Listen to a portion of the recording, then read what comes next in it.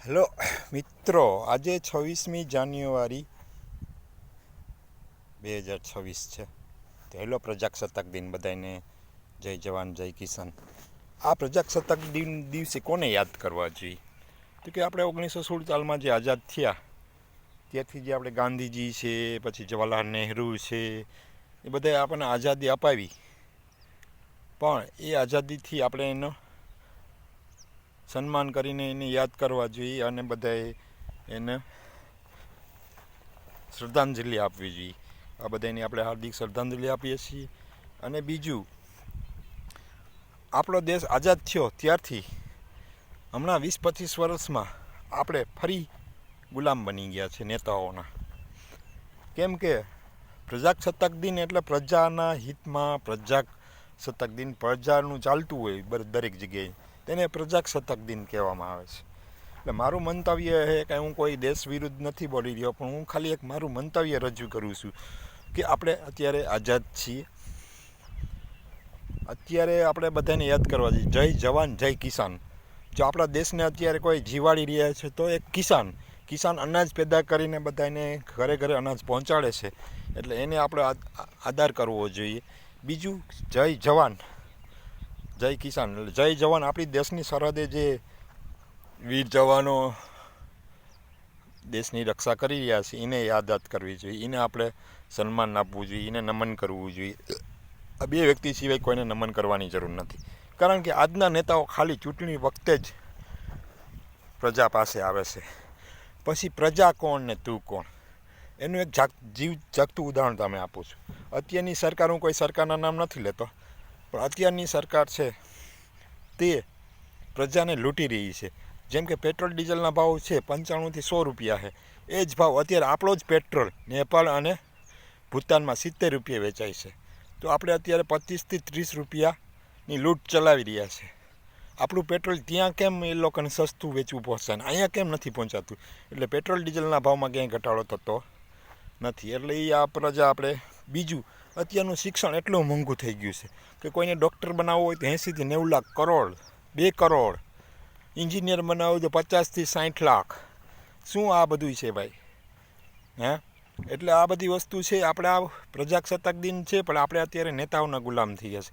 નેતાનો પગાર વધારવા ટાણે સંસદ કોઈ વિરોધ પક્ષે કોઈ વિરોધ કરતું નથી. બધા પોતપોતાના પગાર અને પોતાના અંગત સ્વાર્થ માટે જેટલો પગાર મળે છે, પછી નેતા MLA કે જે છે વિધાનસભાના સંસદ સભ્ય, એને ભાઈ પેન્શન શેનું ભાઈ?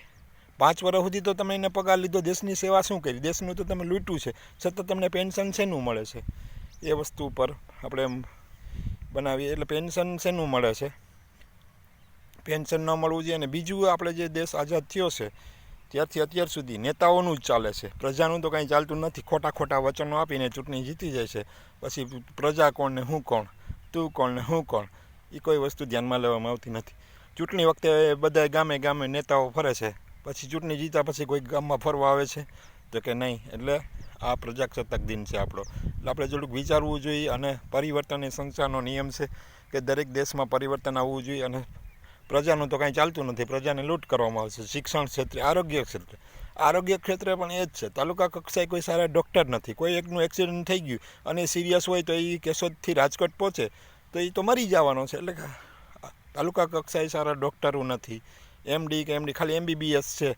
MBBS તો એક તો સાદો વેપારી હોય એટલું જ્ઞાન છે, એ કંઈ બહુ જાજી સારવાર કરી નાખતો છે. મોટા સર્જન નથી. આરોગ્ય ક્ષેત્રે પણ એટલું કંઈ શિક્ષણ. બેરોજગારો, અત્યારે બેરોજગારીનું પ્રમાણ કેટલું વધી ગયું છે. કોઈ નોકરી અપાવતું નથી.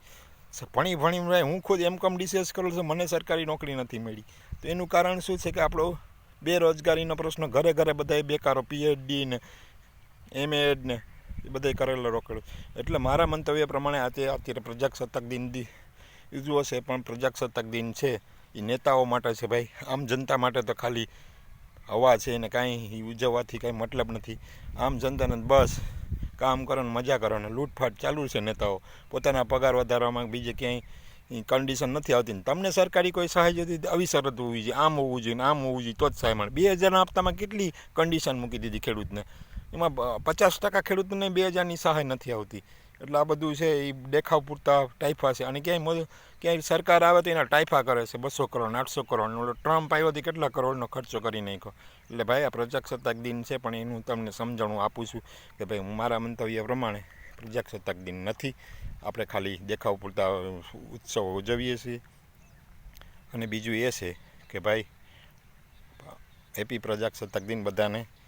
મારા તરફથી કંઈ ખોટું બોલાઈ ગયું તો માફી માગું છું, પણ મને જે મારા દિલમાં વાત હતી મેં રજૂ કરી. આવજો મિત્રો.